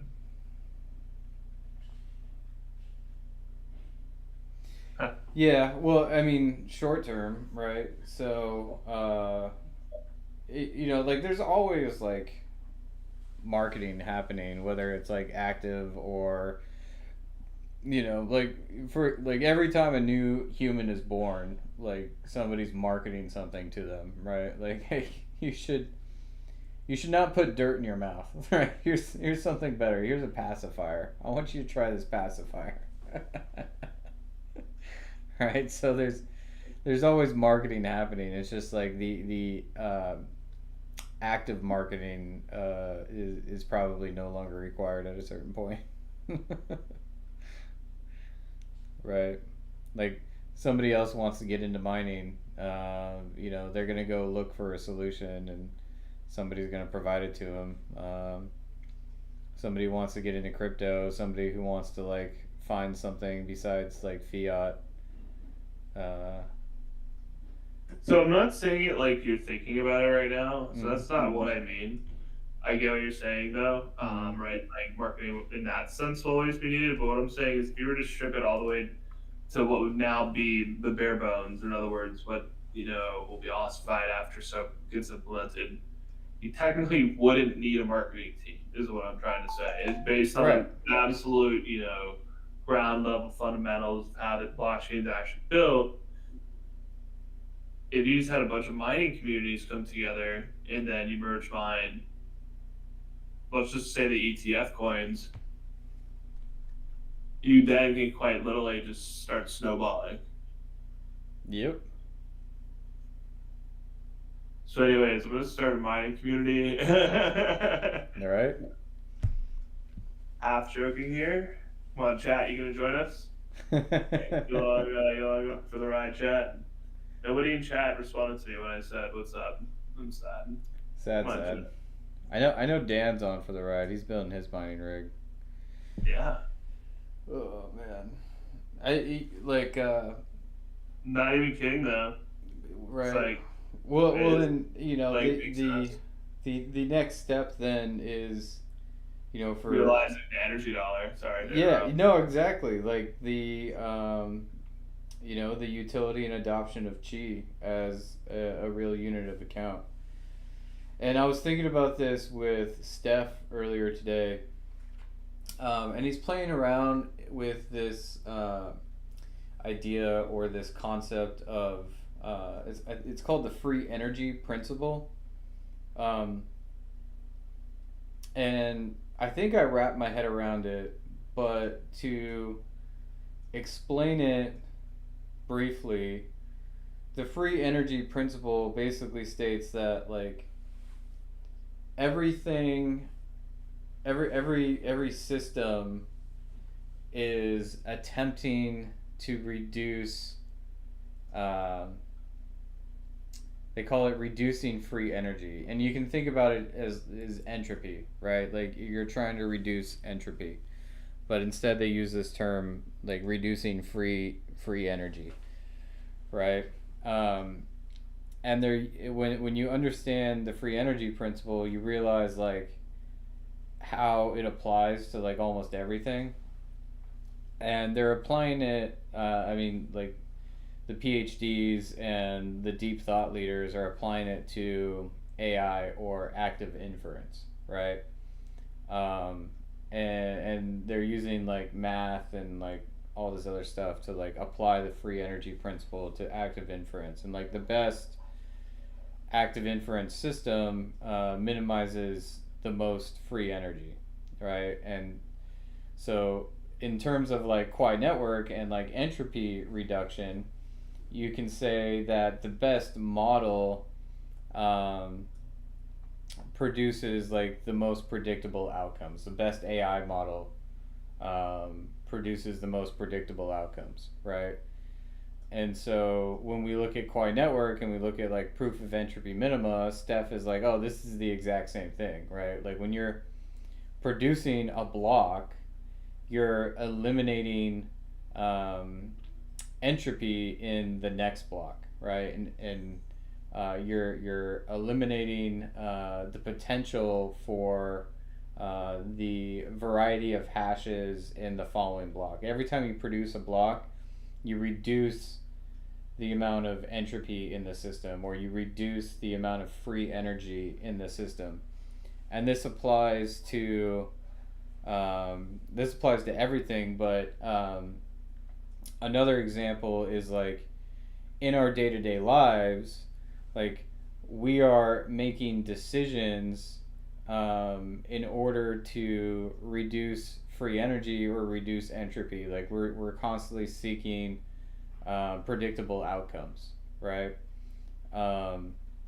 And so another way of saying it in terms of like free energy is we're trying to eliminate the amount of like wasted energy, right? Like we make decisions in order to like make the world a little more predictable, so like we can make better decisions on the next iteration, right? And so he's trying to like explain how Quai Network and Qi is a perfect or the closest to perfect model you can get for reducing free energy, right? So Steph is like standing in two different worlds talking about the same thing with completely different language. And one of the things that we discussed is like, okay, how do you apply the free energy principle to traditional finance today? And like, how would you explain Quai Network to somebody who understands the free energy principle and how it's a much better system, right? And when you consider like everything we do to reduce free energy or reduce entropy in our current financial system, my gut tells me that like what you're looking at is humans doing all this speculating. Like in traditional finance, like individuals are constantly speculating in order to like create predictable outcomes, right? And at the most individualistic level, like one of the biggest decisions and most important decisions we make is like, what do we do with the money that we just earned, right? Like how do we continue to like grow our wealth, right? And most people who have like a decent education understand that the dollars that are sitting in their bank account are constantly like losing value. So now they need to like speculate in order to like prevent their wealth from being like stolen from them, right? And so they have to make these they have to like take on the burden of like reducing entropy in the amount of in deciding like, okay, what do I do with all this cash sitting in my savings account? Do I put it in a 401k? Do I invest in individual stocks? Do I buy gold, real estate, right? Like what do I do so I don't lose the money that I just earned, right? And that is a burden that every individual is saddled with. But in a Qi economy, right, like all of a sudden that burden just like evaporates, right?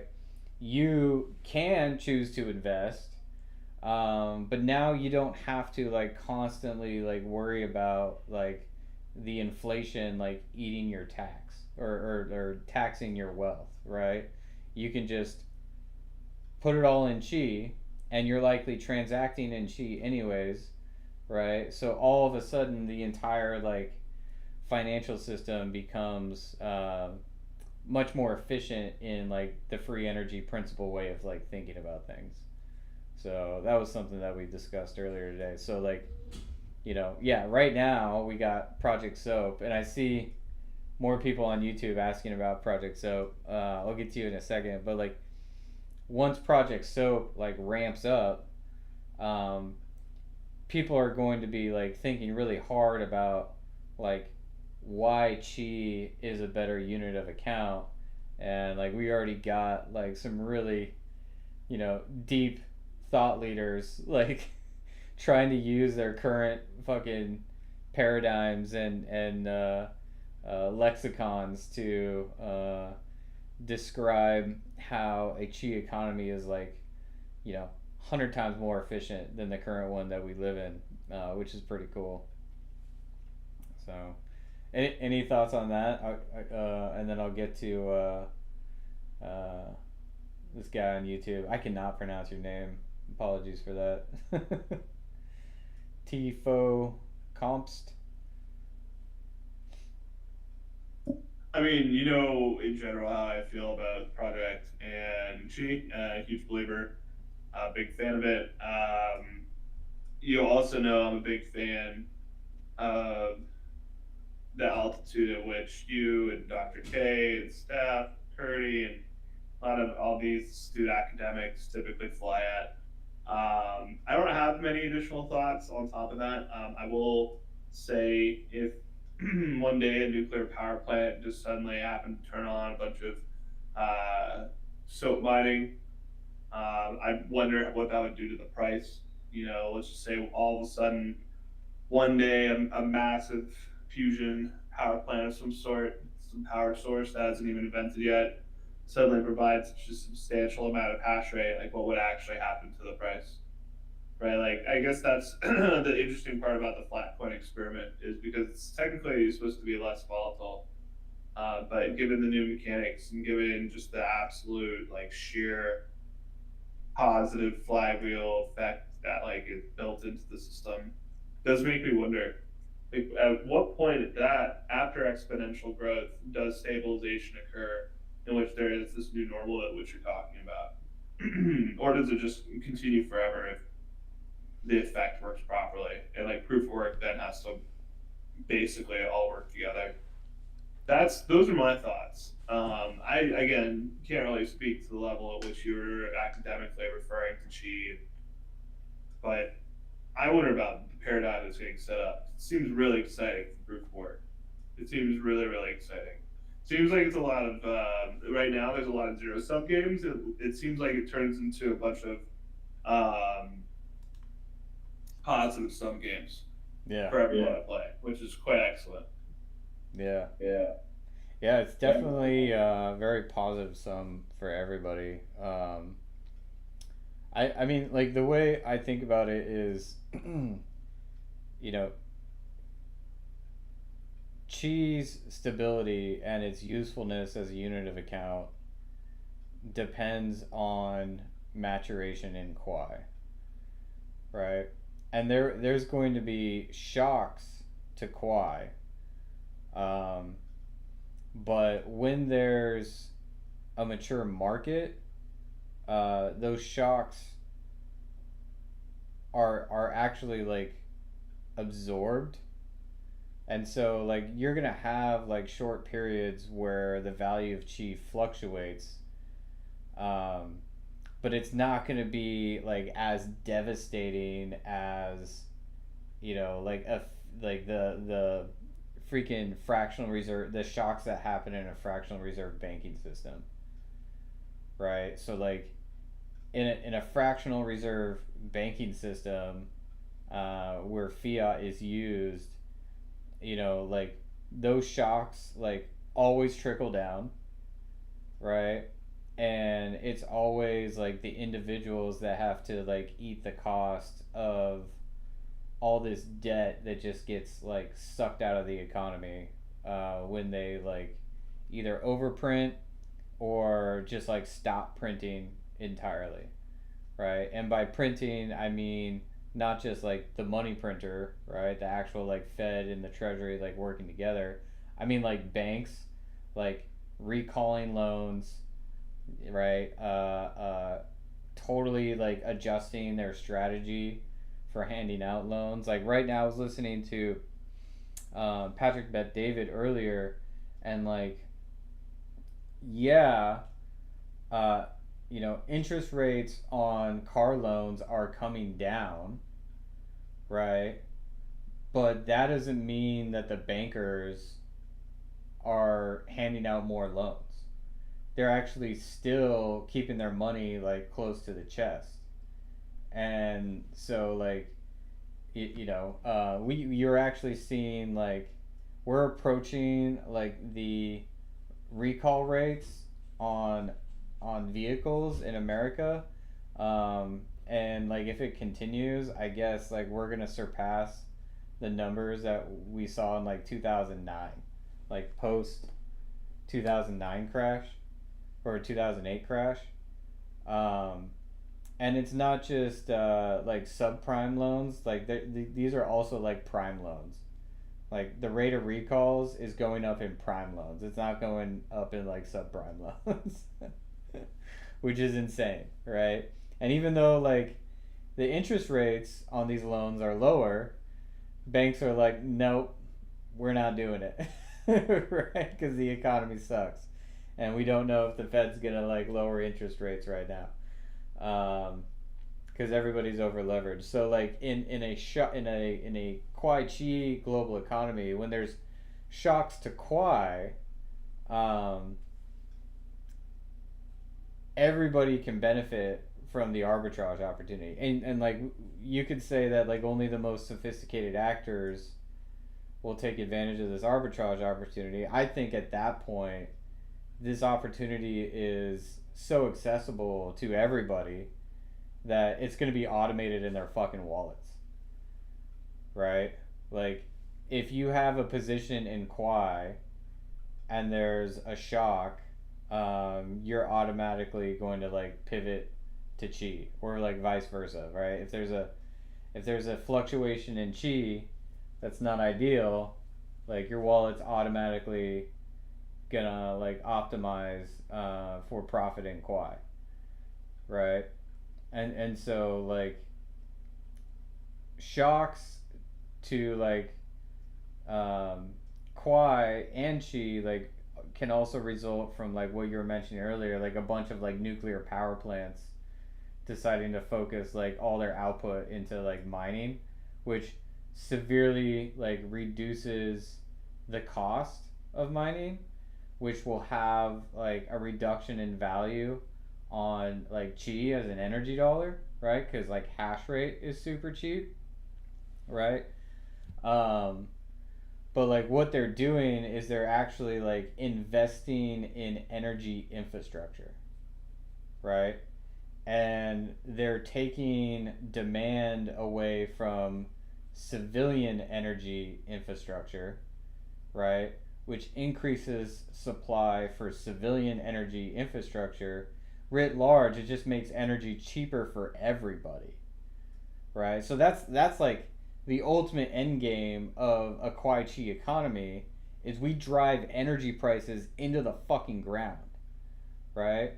And people worry about like the stability of their unit of account, but really what they should be realizing is everything is getting cheaper. Not only is the value of their Chi going down, but the cost of all these products and services and food and everything plummet as well, right? And so like everything's offset, and so you're actually living in a more abundant world, in a more energy abundant world. And that is like the real end game. Like accelerate humanity to energy abundance at a level we've never seen before. And that's like just a massive unlock for a way better future for all of us. So that's kind of how I think about it, right? Like we want shocks to like energy prices going into the system. We want to incentivize those shocks. Not only can like the system like handle it, but also like it redirects all the incentives to creating a more abundant society for everybody around the entire world. Um, so that's like Yeah, I mean, goddamn. I mean, what a way to end things. right. That's Oh not. shit, are we up on time? I like don't like to use the H word because the H word's used by scammers. But I mean, fuck, it makes me want to like just run through walls at this point. Way to go. Hell yeah, man. All right. Yeah, we're definitely over time. What do we got going on right now? I'll wrap this up. We have to answer a question from YouTube. Shout out to those of us tuning in on Twitch and YouTube. Someone was asking, how can I explain SOAP to some of my friends in baby steps? If I explain it or just show them the detailed docs, they just don't understand the tech. I'll try. I'll give an attempt, and then I'll let Christopher chime in, and then we'll start to wrap this up. So, Project SOAP, in the simplest terms I can explain it, basically allows anybody with a GPU, SHA, or script miner, so people who are mining crypto, they can now mine Quai and also contribute blocks towards these other chains. The rewards on those other chains are sold to purchase Quai in market. And what that does is that creates, basically this virtuous cycle, right? So if you're a miner, you might understand merge mining, and you might understand like, hey, I'm contributing hash rate to both networks. I should get rewarded from both networks, right? In SOAP mining, you will be rewarded with the value of both networks being delivered to you in the single token, right? And the way that works is the subsidy token is used to buy Quai at market, right? So the value of that token goes into Quai, and you get Quai, right? Now you're earning Quai as you're mining, and then as you find blocks or rewards on other chains, those are used to prop up the price of Quai. So boom, you're getting paid for supporting both of those networks in equal value. It's just coming to you in a single token. It's also, with the adjusted emissions, makes it more profitable to mine Quai than it does Bitcoin Cash, Litecoin, Doge, or Ravencoin, right? So when we sell Bitcoin Cash, Ravencoin, Doge, Litecoin at market to buy Quai, right? That price goes up, right? Price goes up equals more hash rate coming into the network, which means more subsidy buying, which means more price go up, right? That is the simplest way to explain it. The more hash rate we bring to Quai, the more the price will go up.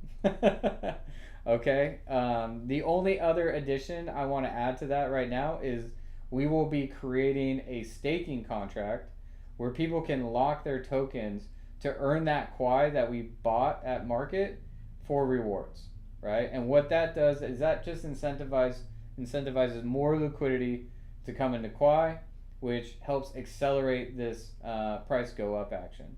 So that is the simplest way to explain it. Mine Quai and earn more rewards than you can mining just Bitcoin Cash, Litecoin, Ravencoin, and Doge. Your mining is contributing cooperatively to both Quai Network and these other blockchains. So we are helping to secure those blockchains, and we're using those rewards to prop up the economy of Quai. Long story short, so there's lots of other rabbit holes we could go into, but that's the virtuous cycle, right? Mine, earn rewards, buy Quai, right? Price goes up, more hash rate, earn even more rewards, buy even more Quai, price goes up, even more hash rate, etc. So it's huge. We're super bullish on it. Anything else you want to add, Christopher?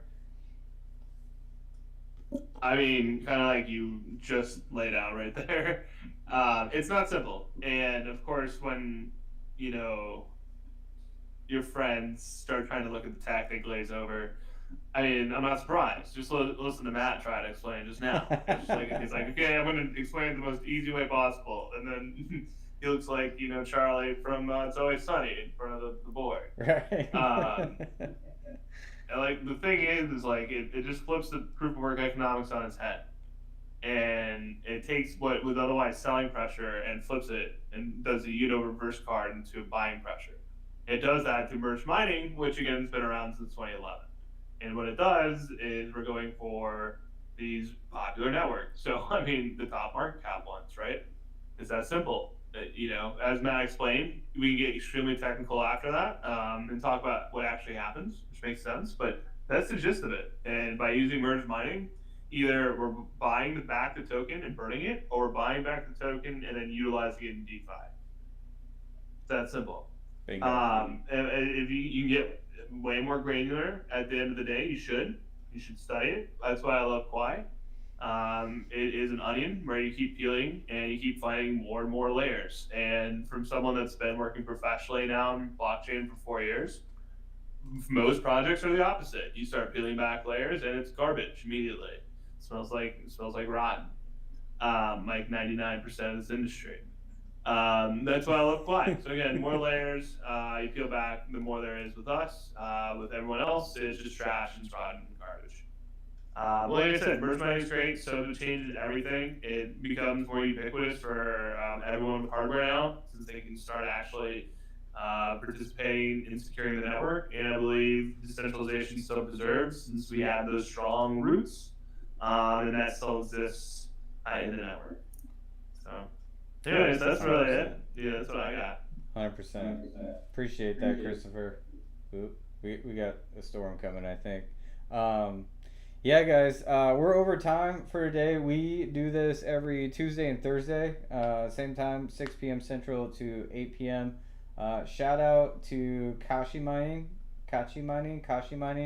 over on YouTube as well. I will ask Shrikara if he wants to join us on a dev talk. He is deep in the weeds on Project Soap right now, so we're lucky we get Jonathan and Dr. K when we have him, but I'll let him know his presence has been requested. As for the 1/3 slowdown to KQuai, that is another question we should ask the core engineering team. What I will say is when we do enable Project Soap, there will be a temporary pause on the KQuai adjustment, just to handle the shocks for the hash rate increase.